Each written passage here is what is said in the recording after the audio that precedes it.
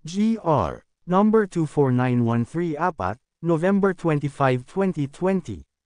Ang kumpanya ng bus ay kumuha ng manggagawa noong Marso taong 1991 bilang driver ng bus. Noong ika-31 ng Hulyo taong 1997, ang bus na minamaneho ng manggagawa ay nabangga ng humaharurot na truck sa kahabaan ng National Highway.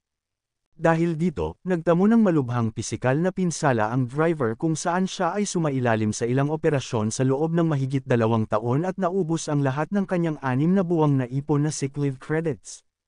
Noong ika-17 ng Marso taong 2000, sumulat ang driver sa presidente noon ng kumpanya ng bus, na humihiling na tanggapin siya pabalik sa trabaho bilang driver ng bus.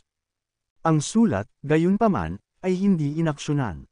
Kaya naman, noong ika-9 ng Hunyo taong 2000, naghain ang driver ng request for assistance sa Department of Labor and Employment, DOL, laban sa kumpanya ng bus para sa muling pagbabalik at o pagbabayad ng separation pay.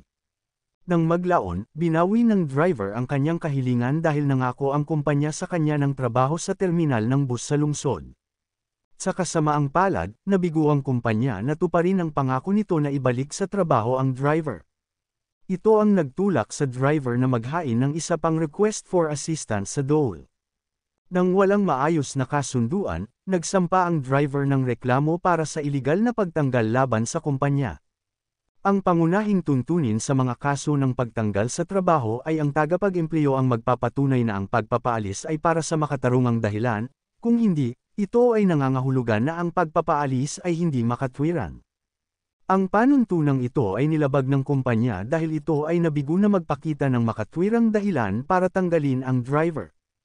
Ang Labor Code ay nag-uutos na maaaring legal na tanggalin ang isang empleyado mula sa serbisyo pero kinakailangan ng makatwirang dahilan o basehan at ang procedural due process ay dapat masunod.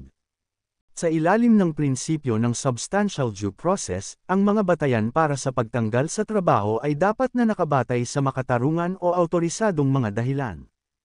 Base sa record, ang driver ay tinanggal sa trabaho ng kumpanya dahil sa mga malubhang pisikal na pinsala na natamo niya sa panahon ng aksidente sa sasakyan noong ika-31 ng Hulyo taong 1997 na nagresulta sa kanyang matagal na pagliban sa trabaho.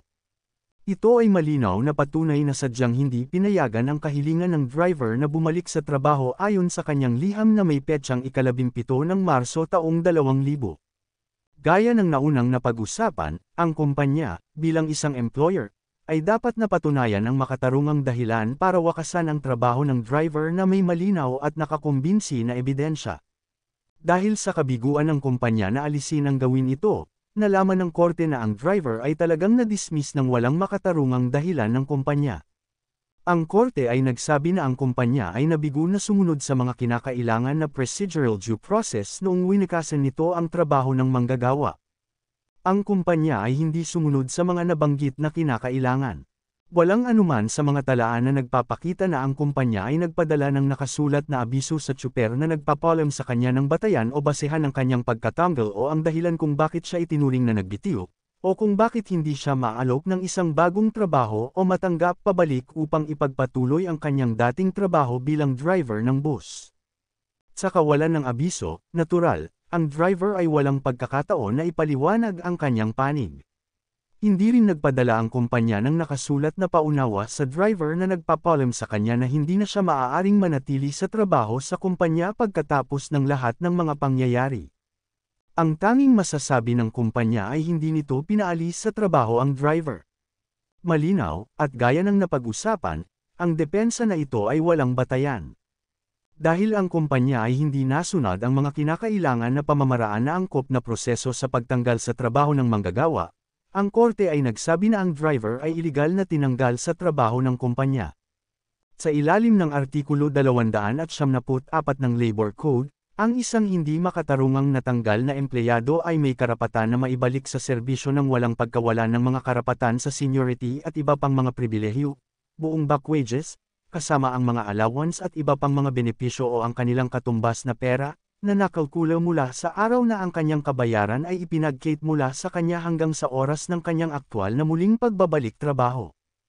Gayunpaman, pinaniniwalaan ng korte na ang separation pay ay dapat igawad sa driver bilang kapalit ng reinstatement. May malubhang pagdududa kung kaya pang magmaneho ng bus ang empleyado dahil sa malubhang pisikal na pinsalang natamo niya sa aksidente sa sasakyan noong ika-31 ng Hulyo taong 1997. Kahit sa kanyang position paper, ang driver ay naghahanap ng reinstatement o pagbabayad ng separation pay kung ang muling pagbabalik trabaho ay hindi na magagawa. Ang kumpanya ng bus ay may ginawang iligal na dismissal at inutusang magbayad sa driver ng separation pay na katumbas ng 1 buwang sweldo para sa bawat taon ng serbisyo, kapalit ng kanyang pagbabalik trabaho, kasama ang kanyang buong back wages, kasama ang mga allowance, at iba pang mga benepisyo o katumbas na pera, mula sa araw ng kanyang pagtanggal hanggang sa katapusan ng desisyong ito.